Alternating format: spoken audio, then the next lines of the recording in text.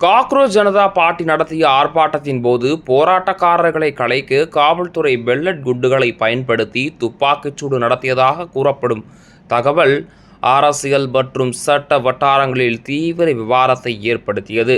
இந்த சம்பவத்தில் பலர் காயமடைந்ததாக மனித உரிமைகள் அமைப்பு விளக்கம் கோரியுள்ளதாகவும் கூறப்படுகிறது. அதே நேரத்தில் காவல்துறையினர் தற்காப்பு நடவடிக்கையாகவும் சட்டம் ஒழுங்கை பராமரிக்கும் நோக்கத்திலேயே குறைந்த ஆபத்துள்ள கூட்ட கட்டுப்பாடு முறைகள் பயன்படுத்தப்பட்டதாக விளக்கம் அளித்ததாக தகவல்கள் வெளியாகியுள்ளது. இந்த சம்பவத்தை தொடர்ந்து பெல்லட் குண்டுகள் பொதுமக்கள் மீது பயன்படுத்துவது சட்டப்படி அனுமதிக்கப்படுமா? அது அவசியமான சூழ்நிலையா?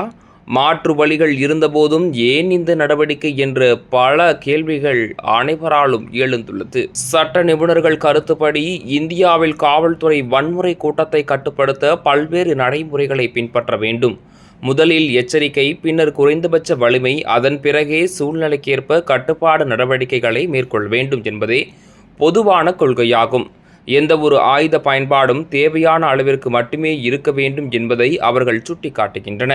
மனித உரிமை ஆர்வலர்கள் பெல்லட் குண்டுகள் கண் பார்வை இழப்பு உள்ளிட்ட கடுமையான காயங்கள் ஏற்படுத்தக்கூடியவை என்பதால் அவற்றின் பயன்பாடு மிகவும் கட்டுப்படுத்தப்பட்டதாக இருக்க வேண்டும் என வலியுறுத்துகின்றன. மறுபுறம் சட்டம் ஒழுங்கை பாதுகாக்க வேண்டிய கட்டாயத்தில் சில நேரங்களில் கடினமான முடிவுகளை எடுக்க வேண்டிய சூழ்நிலை உருவாகலாம் என்றும், சம்பவத்தின் முழு விவரங்கள் மற்றும் விசாரணையின் முடிவில் அடிப்படையில்தான் இறுதி முடிவுக்கு வர முடியும் என்று பாதுகாப்பு வட்டாரங்கள் கூறுகின்றன.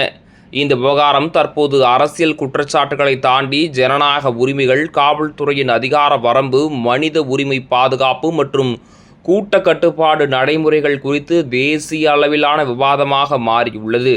உண்மையில் என்ன நடந்தது? இதுபோன்ற சம்பவங்கள் மனித உடம்பை சல்லடையாக துளைக்கும் பெல்லட் குண்டுகளை பயன்படுத்தியது சட்டப்படி நியாயம்தானா அல்லது அது அதிகார மீறலா என்ற கேள்விக்கான பதிலை நேயர்களிடமே நாம் விட்டு விடுகிறோம்.